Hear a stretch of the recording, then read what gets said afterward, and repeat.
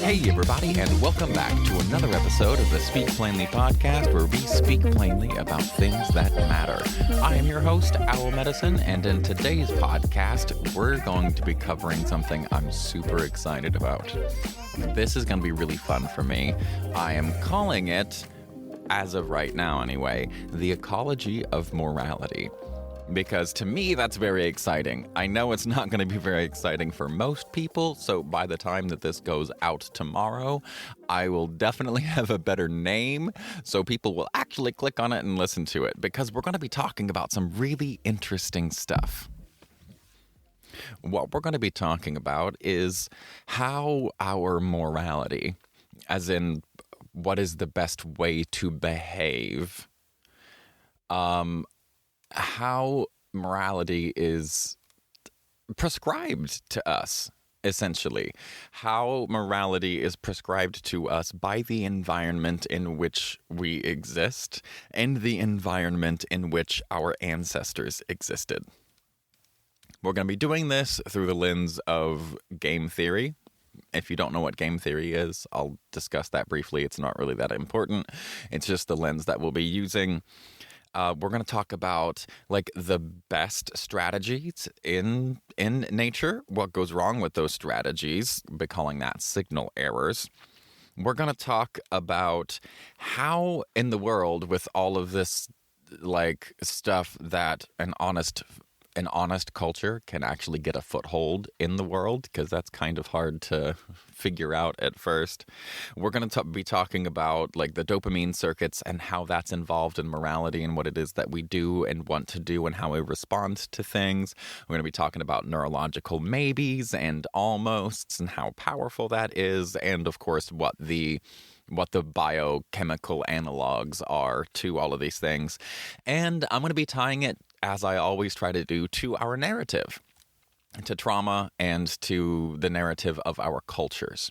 So a lot of this is going to reference back to one of my favorite books in the world, Ishmael. Even though Ishmael is not what inspired this podcast, it has so much to do with it, because I'm going to be trying to tie this to what our general dominant culture's version of this crap is, which for me, Christianity, growing up in the Midwest. So we're going to be talking about all kinds of crap, and that's what makes me so happy, is putting together all of these pieces. So without any further ado, let's get started.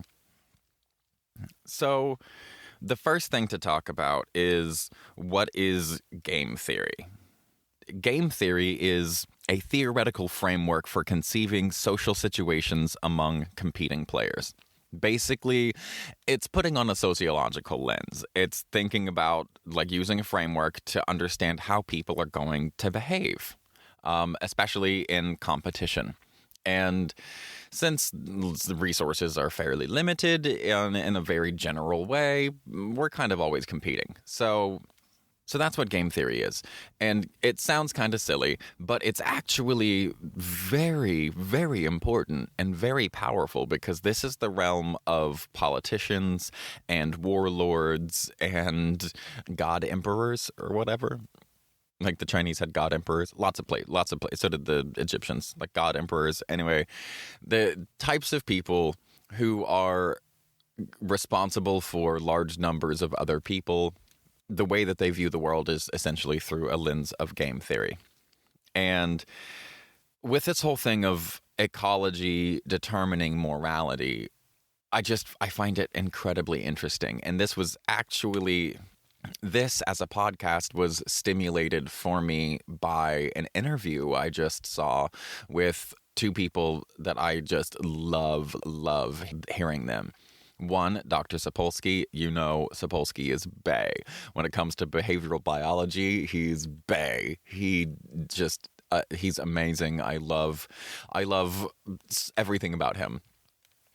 There is one thing that we disagree on, and it's on free will, which is his new book, Determined, is all about the science of a world with no free will.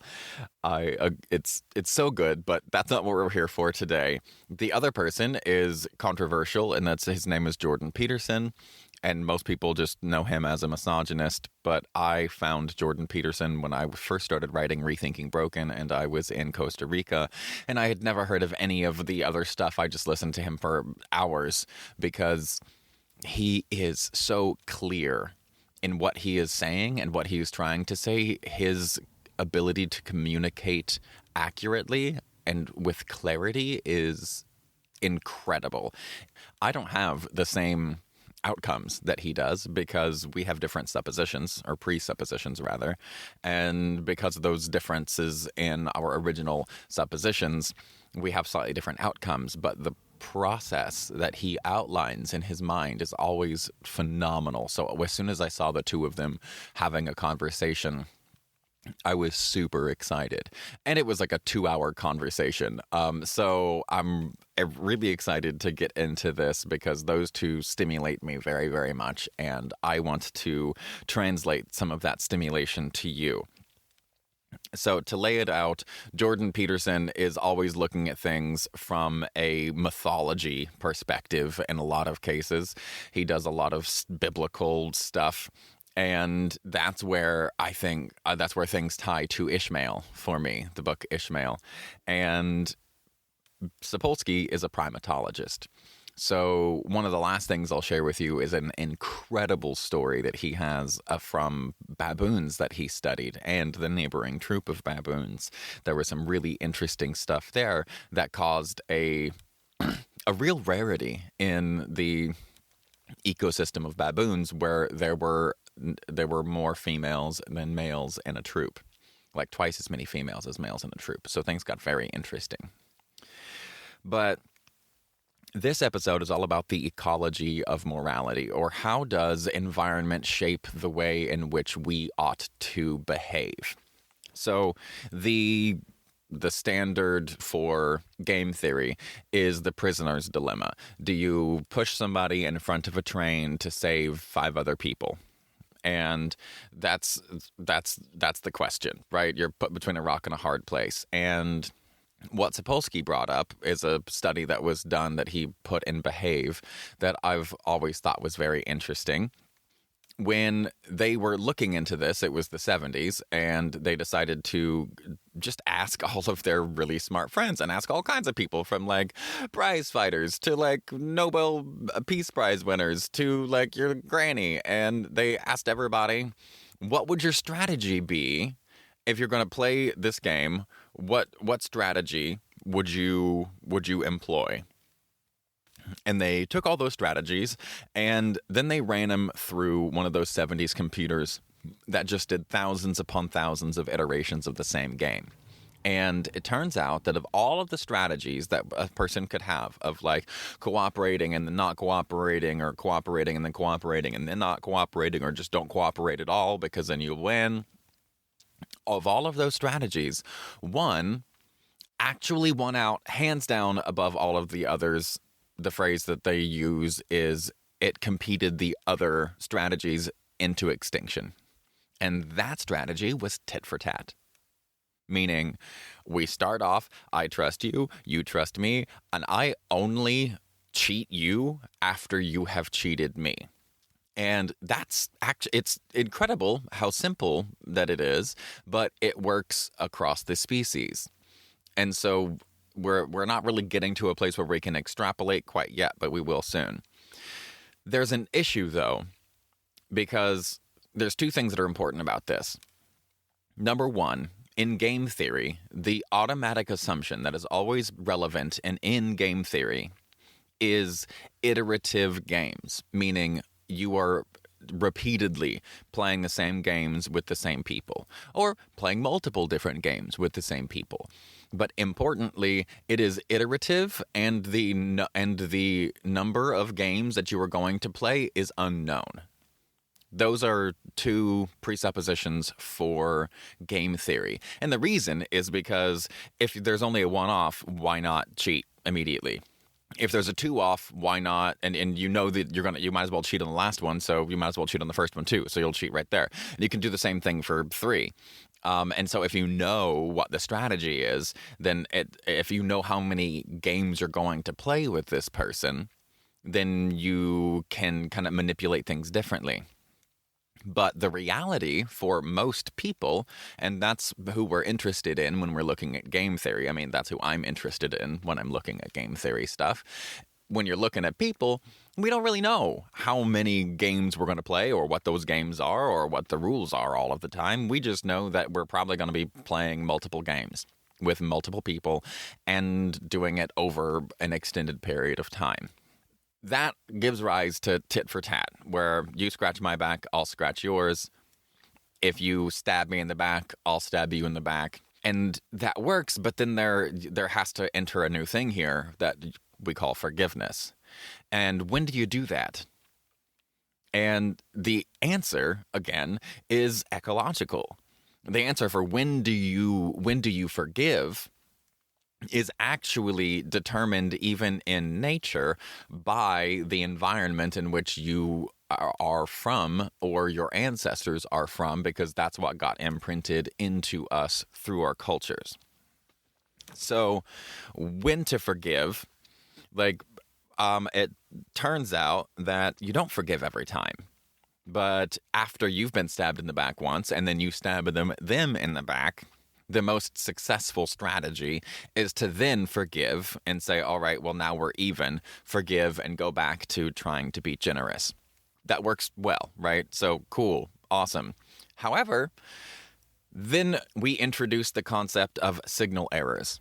What if our communication goes wrong and I misunderstand something? It doesn't really matter what the exact thing is. There's always a chance for signal errors. A perfect example of this is with a study that they did with vampire bats. Vampire bats don't actually drink, the adults don't actually drink blood. What happens is they all socially feed. So because hunting, and that's what they're doing, is they're going around and hunting, looking for a cow to suck some blood out and then take it back to their babies and feed the babies.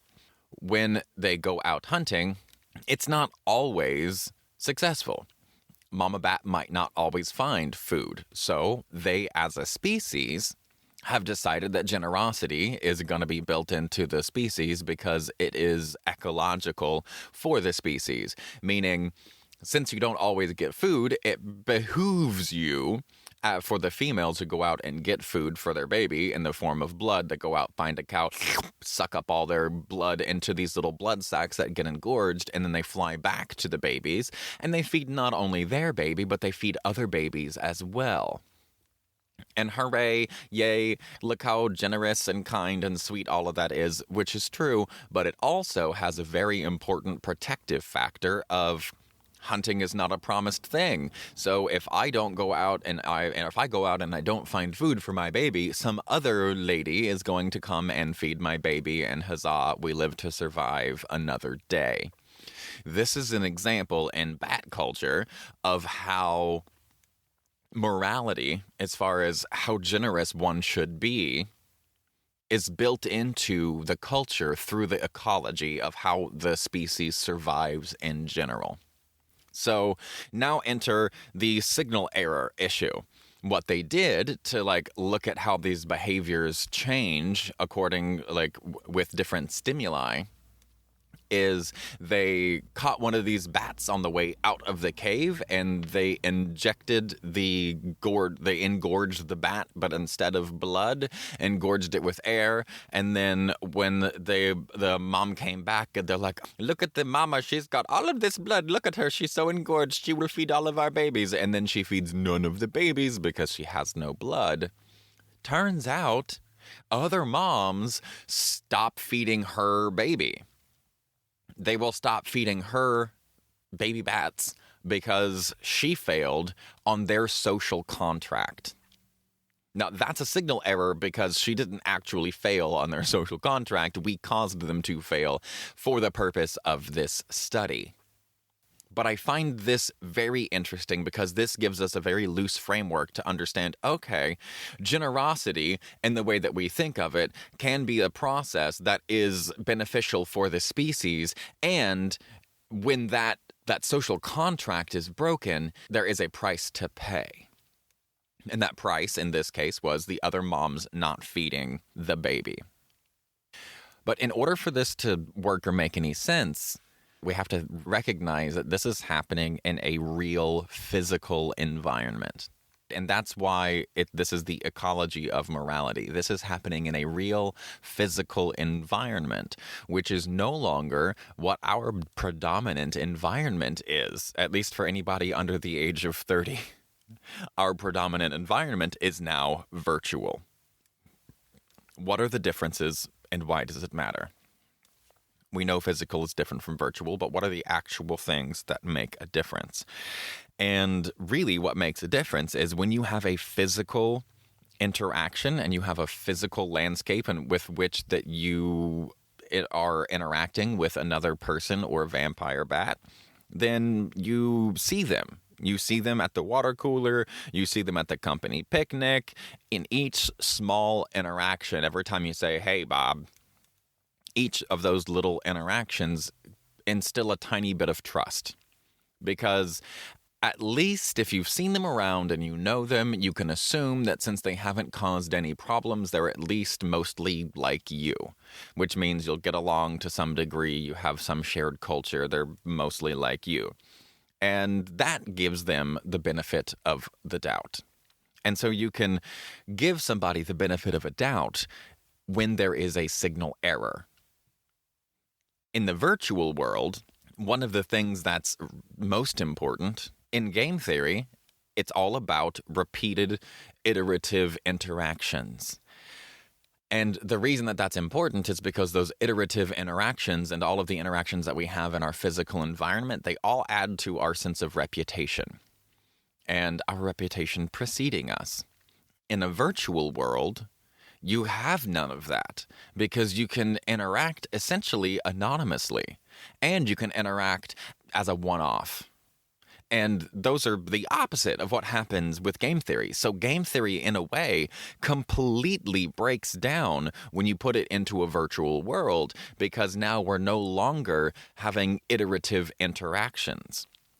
We might, but we don't know that because we don't know that the person behind the screen name is actually the same person. If it's a bot, if it's a person pretending to be another person, we don't know. And we know that we can just pop in, say what we want to say, it pop out, and there are no real world implications where if you worked with that person and you did have to see Bob at the cooler the next day, you probably wouldn't have said what you said on Facebook.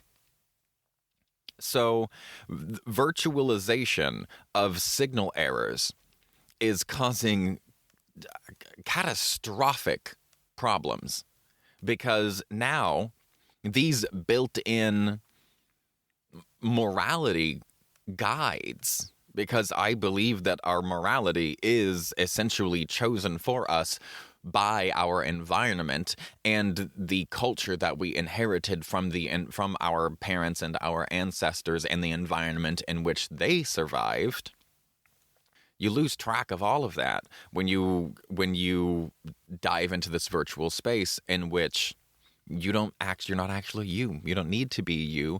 So there is no longer a feedback loop to decide the morality. What I mean by that is there is a feedback loop for the morality in the bat species, right? There is a feedback loop of here's what our culture says. We socially feed. And if you come back all engorged and you don't feed our babies and it looks like you're reneging on that social contract, then we don't help you out. You are punished for breaking the social contract. And the virtualization of the world has virtualized the signal errors, so there is no like trust fund. Like I think Brene Brown talks about what she talked to her kid about, like, what is trust to you, and she's like, it's like a coin jar where you put in a quarter every time that you like have an interaction, they do something nice. That's not happening with everything being virtual. So you can't just give people the benefit of a doubt, because there is no built-in consequence for breaking any kind of social contract. And because we all have different backgrounds, ethnically and culturally, we all have very different, like, moral systems. We have different moral guides because we come from different backgrounds that had different ecologies and different ecosystems, different geographies even. So essentially, the virtualization, when we first started talking about game theory, and we're like, yeah, if there's only 3 or if there's only 2, then you can cheat basically any time.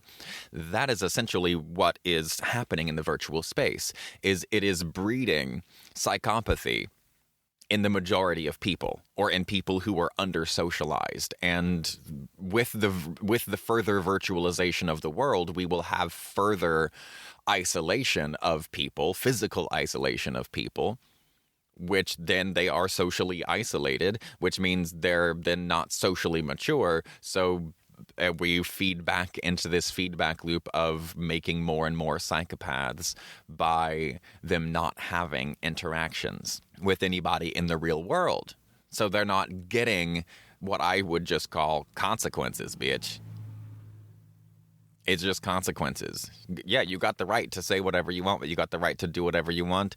And the reality is you will pay consequences for that. The problem with the virtual world is we no longer have consequences. So with all of that, how does an honest culture take a toehold then? If we know we're only going to have a handful of interactions, there's no reason to play fair. And if you like, and with the further psychopathy of the world, how does an honest culture get a toehold? And there's basically 2 ways to foster more equanimity. And one is through risking generosity, risking a small amount of generosity, and hoping that is reciprocated. And if it's not reciprocated, hopefully you were smart enough to not leave your single most valuable treasure out for somebody else to give it to them, and then maybe not reciprocate that. Or there is a ecological one. There's many cases of this having happened where, say, there's a land bridge or something, and then that land bridge disappears, and now you have an isolated population. That isolated population is now your quintessential hallmark for game theory, because it is now iterative interactions with the same group of people, the same small group of people, where your reputation becomes everything. And this, I think, is a perfect example. This is a perfect time to bring in all of the Jesus stuff, because I believe that religion is nothing more than a way to pass down culture to the next generation that says this is the best way to be in the world. I think that's at its heart what it originally was intended to be. And so with the cultures that get isolated and then have all of these iterative interactions, your reputation becomes everything. And to bring in all the gospel-y things, this is where you lay up your treasures in heaven. And like, don't leave your treasures around where moths and rust and all of that Bible stuff. But what does that mean? Why? How is that a piece of culture that fosters the survival of a group of people? Well, it's essentially the same as the golden rule, right? It's the golden rule is treat other people the way that you would like to be treated. So treat other people kindly, treat other people well, don't cheat them, that basic sort of stuff. And what that is teaching, in a way, is tit for tat. Additionally, with Abrahamic faiths and things, I've brought this up before, you'll notice that cultures from like rainforest ecologies are almost always polytheistic. And ones from nomadic, middle of nowhere areas are almost always monotheistic, because there is one thing they have to deal with: the sun. And in a rainforest, there is an infinite variety of all kinds of things that they have to interact with and deal with on a regular basis. And they see the interactions of those things. Whereas from a monotheistic culture, there's really only the one thing that you have to worry about, other than if somebody stabs you in the back. So the golden rule there about treat others the way that you would like to be treated, but also if anybody slights you, you better get them back. And this is where you get the honor-based cultures, because this also makes sense from an ecological perspective. If you are an agriculturalist, or if you are even in a rainforest where there is tons of food and shelter, and all the things that you need everywhere, you're not at much risk if somebody takes your banana. You're like, that's not that bad. You can go get a pineapple. You can go get you can go get some mushrooms. You can go eat a lemur, whatever. But there are other options. Whereas in a pastoralist faith, where all the Abrahamic faiths were born from pastoralists all in the Middle East, where all you had was your flock. If somebody came and stole one of your sheep in the middle of the night, you're out there by yourself. You have no clan to be that resource or to be that reciprocation for unjust acts. There is nobody to act on behalf of you except you. Like, there is no feedback loop the way that there is a feedback loop for those bats that says, oh, if you do this, other people will punish you. The feedback loop in this case is you can't steal a farm. Like, you can't steal my whole farm. But if you steal one of my sheep, there's nothing stopping you from coming and stealing the whole flock. So blood for blood. That's the only fair way. And this is that follow-up to the tit for tat. We'll give tit for tat. We'll treat other people the way that we ought to be treated, or the way that we want to be treated, until we are backstabbed. And then we will bloody you to the level of what you did to me, or more so, depending on how arid the climate was. And then we can go back to being friends. Which, oh my God, if this is not the culture that raised me, where I saw my cousins fighting downstairs, fist fight, knocking each other's, blood out of each other's nose, blacking each other's eyes. I'm surprised people didn't lose a tooth. And Uncle Ronnie was like, boys will be boys. Get it over with, get it out of your system, and move on. And they did. And me and my brother did the same thing. You get mad at each other, you beat the hell out of each other, and then you go, okay, well, I feel better now. And you move on, and you go back to the way that things were. Once you get over the fact that one of you was crossed and got mad about it, now you do your reciprocity thing, and you move forward. I find it so interesting that these parallels that are taught in religion are so well understood as ecological principles. And so from a biology perspective, really what we're talking about here is what these religions were trying to do, I think, is they were trying to instill a sense of morality as to what is your long-term best survival. And when God gave Abraham his covenant and said, if you do these things and live by these rules, then your ancestors will outlive everyone else. I think what they were literally saying is, we have laid out tit for tat for you, along with precautions for signal errors.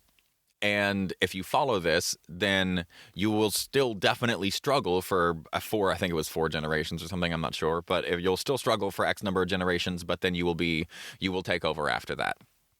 Which is exactly what the computer analogy said in the 1970s when they ran all of those strategies for the prisoner's dilemma, looking at game theory. And really, their neurological equivalent is this marks cortical expansion in the species. Essentially, prefrontal cortex, that cortex that is in charge of limiting our immediate desires in preference of long-term, hopefully more rewarding things. What we're doing is being able to conceptualize, if we have iterative interactions over a long course of time, what is the best way of behaving? It's so interesting because essentially what that means is, you've heard me say before that we're living with hunter-gatherer biology, but we're living in a modern world.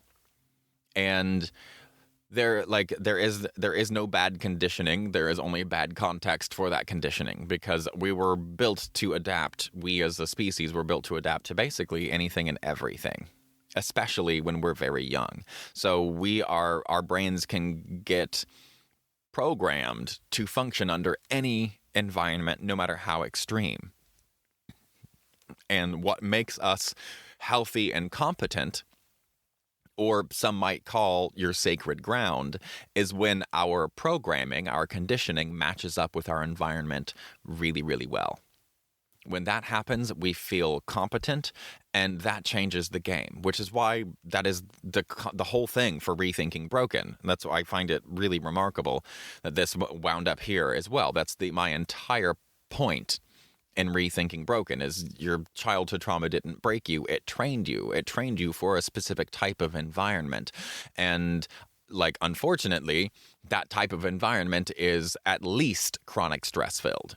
It could be worse. But when you put yourself into that type of environment again, with the understanding that it's temporary and that it's not eternal, so you don't have the overwhelming, this is going to be forever feeling and response that winds up shutting us down and making us not useful. When you get yourself into that, you feel so competent and incredible because you operate smooth as butter with no effort. It's great. For people like us who are chronic stress adapted, we're often amazing in a crisis.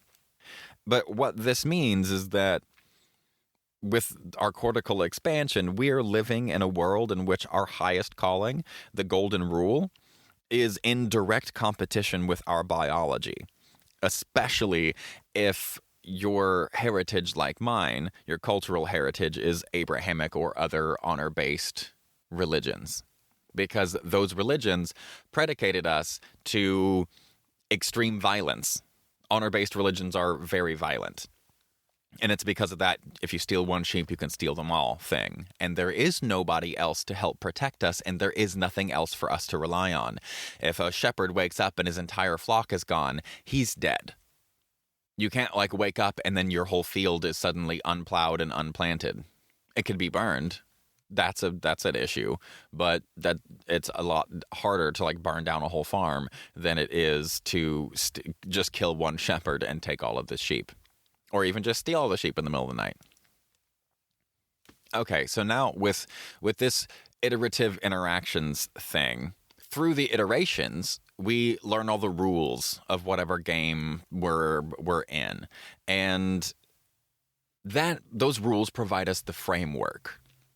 And the reason games are so rewarding and game theory is so damn useful, even though it has such a seemingly silly name, the reason it's so useful is because, like I said, we're kind of always in competition because resources are finite to some degree. So with these neurological maybes to almosts, let's move back into this hero story again, because if you're looking at human behavior, there is very little that is as fixating and magnetic as intermittent reinforcement. So, and if you don't know what intermittent reinforcement is, it's essentially what social media now does, where just randomly you'll get a message about somebody liked your post, or somebody commented, or somebody posted this, and it's totally random. It doesn't really matter that it's here's a random person doing this at a random time. And because it happens randomly, it really spikes that dopamine circuit. But why? Well, here's why I think it's why.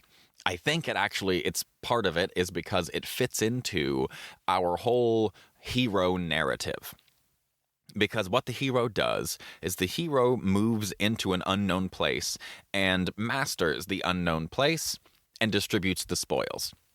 And the process is the hero's journey. going in, marking and going into the unknown, facing challenges, overcoming those challenges to essentially master something, and then come back to the place that you started, distributing all the spoils. Huzzah. Well, going into a place where you learn the game and you can bring back spoils, like a berry patch or something, that's wonderful. The only thing that could be better than that is going into a place that you haven't fully mapped out yet, that might actually have more of whatever it is that you want. More berries or more fruits or more animals that you can eat. So I think this is why intermittent reinforcement is so powerful, is because what it's doing is, through the reinforcement done by dopamine, we get really excited about things that seem a little bit random that we haven't quite figured out, because what it's spiking is this narrative, this ancient narrative where it's like, well, it's the opposite of the 2 birds in the hand is worth 1 in the bush. Well, neurologically, like 25 in a bush and 1 in the hand, like, if we can figure out a good way to catch all 25, then we should totally do that. And it seems like that is what is being leveraged through intermittent reinforcement, the dopaminergic intermittent reinforcement. And the way that this shows up in people is the intermittent reinforcement is maybe. That's when you introduce maybe into the neurology. And then there's something even more powerful than maybe. It's almost. Almost is incredibly powerful. Almost is what keeps people at the casinos. So they actually did some studies on this where almost is so powerful, we get a way, way bigger dopamine response out of getting 2 out of 3 on a slot machine or 4 out of 5 on a slot machine than we do out of just 1 out of 3 or 2 out of 5 or even 3 out of 5. You get way, way more dopamine response. And it seems like that is also part of this hero narrative to me. I mean, we all think of ourselves as the heroes in one way or another. And if you don't, and you're not doing main character shit, then you're probably not feeling great about yourself and your life, and you need to go do some more main character shit, because even on a neurological level, all of us truly, I believe, see ourselves as the hero, because we're having to balance our own struggles and our own fears as we challenge to go out and do something that we can then master and bring back to the community. And so what we're trying to get at through all of this is how to play the game. Whatever game it is. Most of the time we're playing multiple games with multiple people at a time. We're playing the husband or wife game and the parent game and the sibling game and the teacher game and the student game, and we're playing all of the games all the time. How do you convince someone who, say, is really, really good, like the privileged, like the extremely privileged? I hope I don't get this wrong. There was a study, this wasn't part of my notes. There was a study that was done on Canadian hockey kids. There were kids going out to play hockey in Canada because that's what they do. And they looked at why kids were good, why were some kids just so much better and got so much more ice time and all that than others. And the overwhelming factor was age. Because you can have like a almost full year gap between the oldest people on a team and the youngest people on a team. And when you are like prepubescent, that is a massive amount of brain space and body size that changes from being 9 months younger or being 9 months older than somebody else when you're playing a competitive physical sport. So there's factors like that.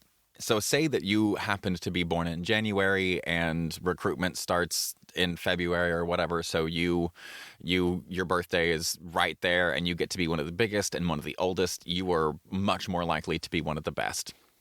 Say that you are one of the best and you're excited. You want the ball or the puck. And you want the puck, you get the puck, and every time you get the puck, you're an asshole. You're just kind of a douchebag about it, and you don't pass it to anybody else, and you're the best player. And maybe you do score all the goals. Maybe you score more goals than anybody else.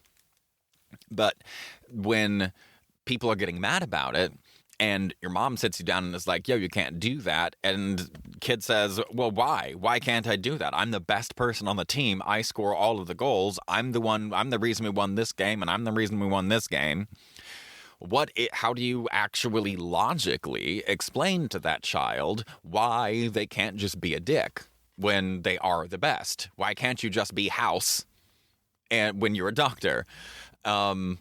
They can make a movie about it, but your career is probably going to be shit.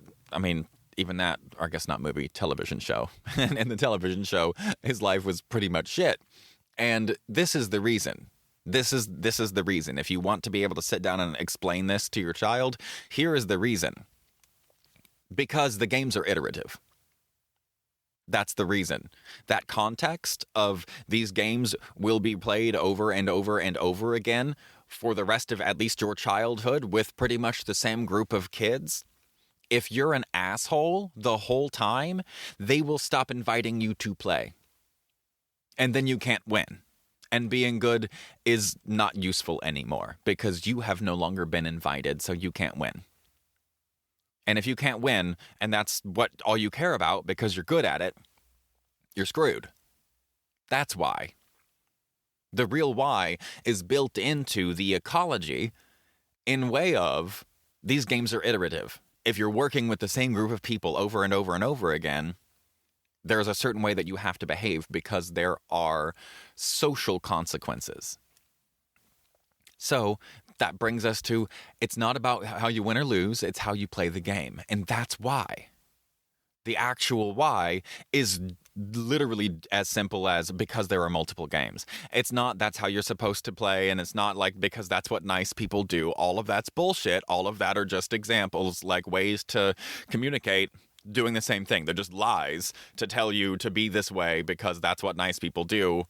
No, what actually matters, like the reason, and I would love for it to be this is what nice people do, but I don't give a shit about niceness. I care about like the reality. And the reality is the fact that these games are iterative means that you will be interacting with these people for a long time to come. And if you have painted yourself as a jackass because you're a ball hog or a puck hog, then you're screwed. And that is why it's not about whether you win or lose. It's about how you play the game. Which, cool side note, there is an entire separate circuit in the brain for games, for play. Did you know that? There's an entire circuit in the brain that is unique to games, to playing games, which is really, really cool.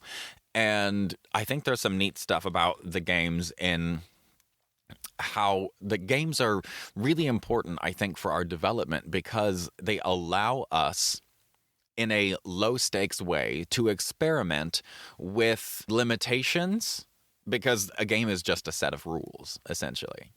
And those rules are limitations. They say things must be played in this way, in this order. Those are the rules. Those are your limitations. So those are the limitations, and limitations actually spark creativity to the point where an arbitrary set of limitations will spark enough creativity that there is a subreddit with like hundreds of thousands of haikus about spam. Now, that seems really silly, and it is. And how does that prove my point? It proves my point because a haiku is a framework that you have to operate within in order to write a haiku. It's a piece of poetry that must have this certain layout of syllables. And that's the only limitation. It must have this certain layout of syllables. Now, anybody, anywhere could have made any form of poetry about spam, but they didn't. They didn't because there was no reason for that creativity. And they say, like, necessity is the mother of invention, and the necessity is brought on by a set of limitations. And so what games do for us is they allow us to operate within a set of rules, like playing basketball. And like you know the rules, you got to dribble, you got to pass to players and make shots through the hoop and all that. So within this very simple framework, there are an infinite number of ways to score a goal, as far as like who you can pass it to, and you pass it like a chest pass or bounce pass. Like you can play with all these variations. And so what you're really doing is, through play and through gameplay, you're working with your ability to work within a set paradigm and still explore unique possibilities. And this is important because, going back to the Abrahamic faiths, and Abraham, when Abraham was called on by God, he was already like 70 years old. He was from a wealthy family. He had everything he ever wanted, and he was totally satiated. He had the end of that cycle that says strong men create good times create weak men, and weak men create hard times. Well, he was at the top of the strong men had created good times, and he was born into those good times. So I guess really Abraham was one of those weak men, and God called on him to not be weak anymore. And what he did was call him essentially to adventure. He called him onto a hero's journey at like 70 years old, because he had all that he wanted. He had all of those, he had all of the self-indulgent stuff that can satiate a person. And what I'm getting at with all of this is that it's not about being satiated. It's about this balance. Like, the ultimate reward is really a balance of our own personal need for exploration and our need for the limitations. We need both. And that's laid out by this example here with Abraham. And it's present in the way that we play games like basketball, because you have to stay within the rules and you are part of a team, and that team is who wins altogether. But in order to mark yourself as like useful among the team, it helps to score goals. So you have to balance the need for the team scoring and the need for you scoring. And that teaches cooperation, which then fosters that trust, so we can have more of a buffer for those signal errors. When we have a buffer for those signal errors, we essentially have more trust. And when something goes wrong, we can essentially shrug it off and we can mark it off as a signal error. So the last thing I want to talk about with this is a incredible story that Dr. Sapolsky tells of some baboons that he worked with. He worked with baboons for like 33 years, and there was a troop that he studied in the Serengeti, where his lab was, that got a TB outbreak, or a tuberculosis outbreak. And TB in humans, you can live a little while with TB and then you die. Shitty way to go. Baboons, it's way worse, and you die like within a couple of weeks. And so TB obliterated part of the population. But how? That's what's so cool about this, is how. So it turns out that there was a dump where nearby, where a neighboring group of baboons got most of their sustenance from this dump that would dump out all of the leftover food from tourists. So, interesting side note, the baboon troop that got most of their food from there was not the troop that Sapolsky studied. That was the neighboring troop. He did go over there and study this neighboring troop who got all of this westernized food for a little while. And what he found is that they had less infant mortality, and they also had prediabetes and early signs of ischemic heart disease. And basically, they full on turned into the modern Western human being, which is exactly why he loved studying baboons. They're the perfect species to study. That's for like socially, if you're looking at psychosocial stress, there is no better species to look at for a human equivalent, because they get all of their actual needs, like as far as food and stuff, done in like the first 3 or 4 hours. Like that's the only amount of time they do all their socialization stuff up front. And then they do their work for their 3 or 4 hours for the day. And then they just have an infinite amount of time almost. They have tons of time, like 9 or 10 hours out of the day, to just sit around and cause psychosocial stress for each other, which that's exactly what modern human beings are doing now. So it's a great little analogy for him to study them. So that was the neighboring troop. His troop that he was really studying a lot more, what happened is there are many types of people in any given group of people. Same thing goes for baboons. You have high ranking and low ranking. You have aggressive and you have less aggressive. And turned out that there were a group of very aggressive, poorly socialized, not high ranking baboons that would go over and they would fight their way into this dump to try to get some of the food. And it's interesting that it was never the high-ranking ones because they're smarter than that. It was only hyper-aggressive males that went and did this. And as they did that, sure enough, they went over and that neighboring troop was obliterated by TV. And the baboons who went over there to get food also eventually got TB. And that meant that they died, and they died fairly quickly. So now you have way less male baboons in this group. And that changes the social dynamic of the group because baboons, they have all of these hours to sit around just fucking with each other and making each other miserable. So what happens when you have way less baboons and now there's a way higher ratio of females to males? Well, competition decreases. Douchebagism decreases. And over time, what that meant is, well, let's hold on for 1 second. One thing that you have to know about baboons for this to make sense is that somewhere around adolescence, the baboons leave the troop that they came from and they go to another troop and join into this other troop and get acclimatized to their culture. Or I guess indoctrinated. They get indoctrinated into the culture of whatever the other group is. But baboons are baboons, right? It's all the same. They're all the same culture. Wrong.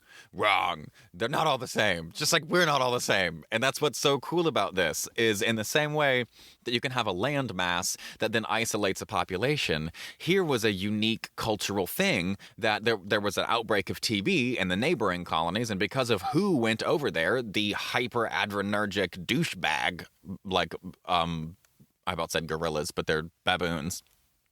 All the douchebag, hyper-aggressive ones died, which meant the men who were left were properly socialized. They were of high rank, which meant they had less stress in their bodies, which meant they take stress out less on their other younger and lower ranking people. And so the entire culture got a chance to detoxify.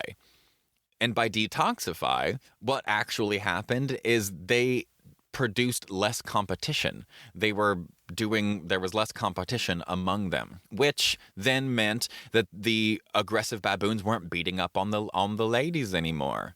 And they were much more open. So as new baboons would leave their home troop and wander into this one, all baboons are baboons, so they'd come in thinking it's like any other baboon troop, but it's not.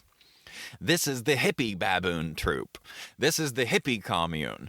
And so they would come into this hippie commune baboon troop, and what would normally be a 70 or 80-day wait in which they were shunned and ignored turned into a 7-day wait on average. So 70 to 90 days is what it took for a female to eventually groom a new male that comes into, as a transfer, the baboon troop. Now, with this one baboon troop, instead of 70 or 80 days for the females to start grooming the new males, it was 7. And the reason that this was able to happen is because all the aggressive baboons have been kicked out. They aren't it's just gotten much more pleasant. And what's most interesting about this is when the TB break and all of that outbreak happened, Sapolsky had to leave, and then there were park regulation issues, and he wasn't able to come back for 10 years. 10 years later! 10 years later, he comes back to this baboon troop and their culture is identical. Every single male who was a part of the baboon troop immediately, actually, and the females, all of them were gone. All of the original baboons that lived through the TB outbreak were gone. And they still had this like approximate 7-day integration period for transfer baboons. They still had a culture that was less aggressive, or what we would talk about earlier as an honest culture. How does an honest culture get a toehold? How did these less aggressive cultures get a toehold? That's how. You want to know why, like, Zen Buddhism just took off more than anywhere else in the world from the Himalayas? Because of iterative interactions. They were isolated AF. And in one of the most insane climates in the world. They're at the foot of the freaking Himalayan mountains. They're in the Himalayan mountains, excuse me. They're in the Himalayan mountains where everything wants to kill them. So the only way that they can survive, like the bat species, is to be able to socially pool all of their resources. And that's exactly what they did, including culture. And their culture, they created Zen Buddhism, and our pastoralist pasts created a culture that turned into a monotheistic Abrahamic faith. But what's so incredible to me is that 10 years, baboons live a fairly long time.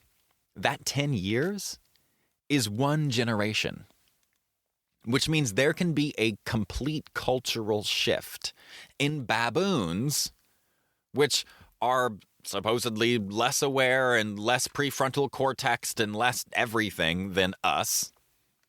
They had a complete cultural shift in one generation because the ecology changed and they had to adapt. And what they had to do to adapt, they then handed down through culture. I find that so incredibly interesting.